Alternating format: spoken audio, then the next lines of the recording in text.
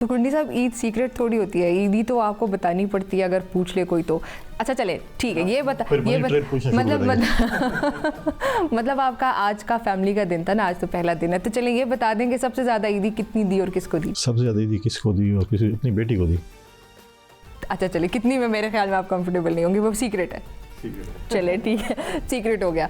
सुबह से अभी तक कितने मज़ेदार खाने खाए जा चुके हैं और सबसे लजीज क्या था आज के दिन में? और इस सवाल से के जवाब से पहले तो मैं समझता हूँ कि जब हम पूरा साल टीवी चैनल्स के पास आते हैं, हक तो ये है कि आप लोग जो है हम लोगों को खाना खिला के ईद और इनका बस कभी ईदी दे दिया करें। अच्छा, हम आपको ईदी दिया करें? हाँ, हम सारा साल कुंडी साहब, हम लोग वो लोग हैं जो कि सैलरी बेस्ड होते हैं, आप लोग भी होते हैं जाहिर है, लेकिन कुंडी साहब आपको ईदी देना ज़्यादा सूट करेगा।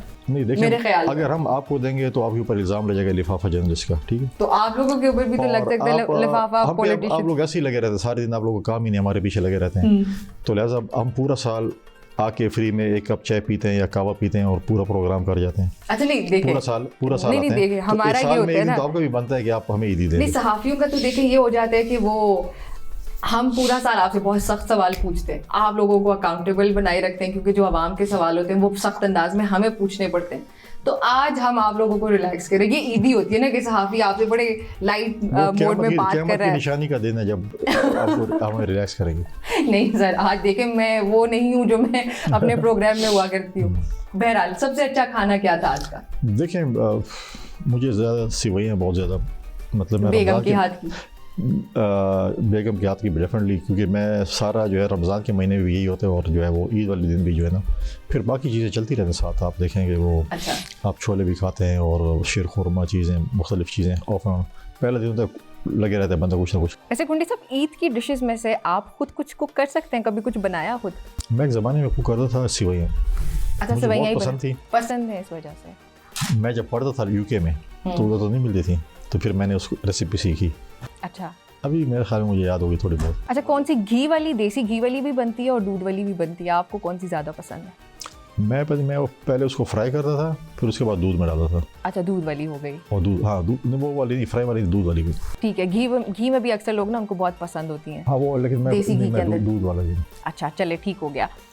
बचपन से लेके अभी तो आप जाहिर है गवर्नर की सीट पे बैठे, इससे पहले भी आप अभी दिल तो अभी भी बच्चा ही है, तो ये जो आपका दिल बच्चा है और इससे भी ज़्यादा जब बच्चा था, आज तक की कौन सी ईद एक ऐसी है जो कि आप कभी सोचते हैं, हम कहते हैं भाई वो ईद मुझे आज तक नहीं भूली?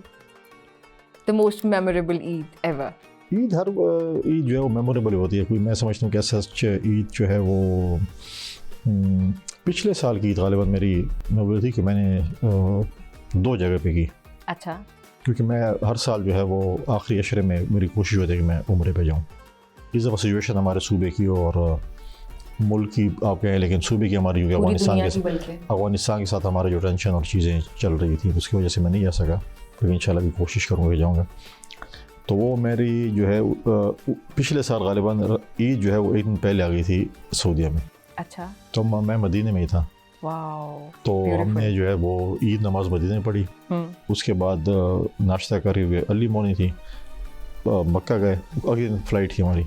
अच्छा, वहाँ पर उम्रा किया, उसके बाद फिर जद्दा जाके फ़्लाइट लेके पाकिस्तान आए। पाकिस्तान में अगले दिन थी, तो अगले दिन वाली ईद भी डबल पाकिस्तान में जो है वो करने को, मैं इस्लामाबाद में था प्रेसिडेंसी में, प्रेसिडेंट सबके साथ ईद मनाई और फिर मैं गाँव चला गया। मदीना का तो वैसे ही रमज़ान मुबारक भी और ईद भी बहुत खूबसूरत होती है। वहाँ पे रूटीन में भी अगर आप रमज़ान के अलावा भी जाएं तो बहुत मज़े का होता है। रमज़ान में तो मैं कई सालों से जा रहा हूँ।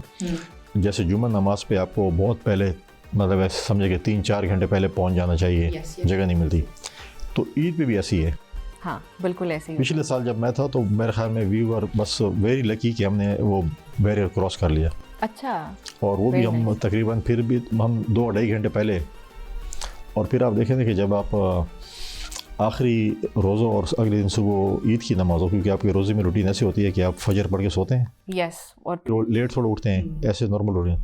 तो अब वो आप रूटीन रमज़ान के में होते हैं और फिर वो फजर की नमाज तो डेफिनेटली हो जाती है, लेकिन जब ईद की नमाज आती है वो ऐसे टाइमिंग पे आती है कि वो आप बिल्कुल ही बड़े ज़बरदस्ती आपको तैयार होना पड़ता है, क्योंकि 6:30 है फॉर एग्ज़ाम्पल या 7 है, तो उस वक्त आपके पीक सोने का टाइम होता है। अच्छा, वैसे आई लव द फैक्ट कि आपकी जो बेस्ट ईद की मेमोरी है वो बहुत रीसेंट है और इस वजह से कि आपकी वो ईद मदीना मुनव्वरा में मनाई गई। और उसके अलावा आई लव द एनर्जी, क्योंकि अक्सर अभी मैं अपनी जेन ज़ी की बात करूँ तो हम लोग ये देखते हुए उनको सुनते नहीं, ईद का तो अब मज़ा नहीं है, अब तो ईद नहीं मनानी चाहिए, मज़ा ही नहीं आता, अब तो ईद में वो बात नहीं रही।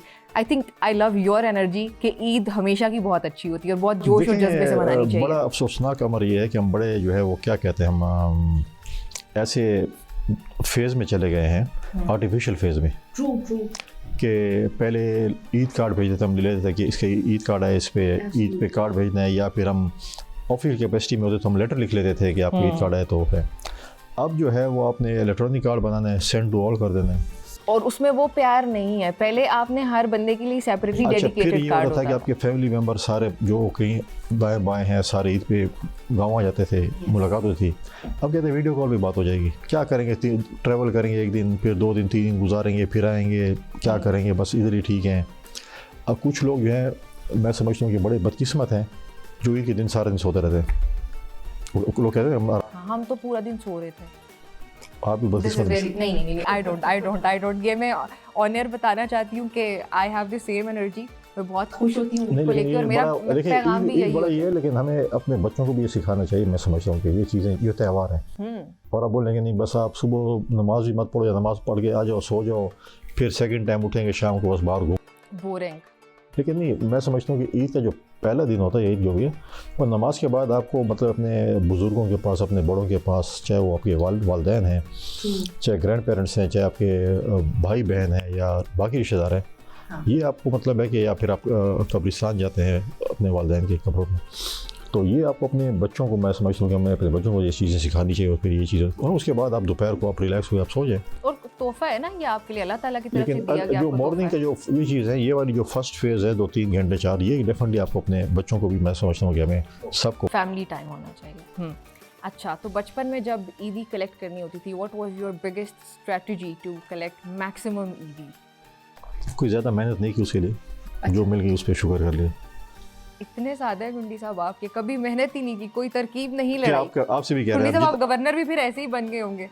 ये तो आप तो चलते फिरते फिर इस तरह गवर्नर बन गए होंगे। देखिए ये मैं कहता हूँ कि बिल्कुल ऐसी बात है, क्योंकि ये चीज़ें जब आप इस जगह तक पहुँचते हैं फिर आपको आपकी किस्मत आपके, लेकिन एक गोल होता है ना, एम होता है, ख्वाब होता है।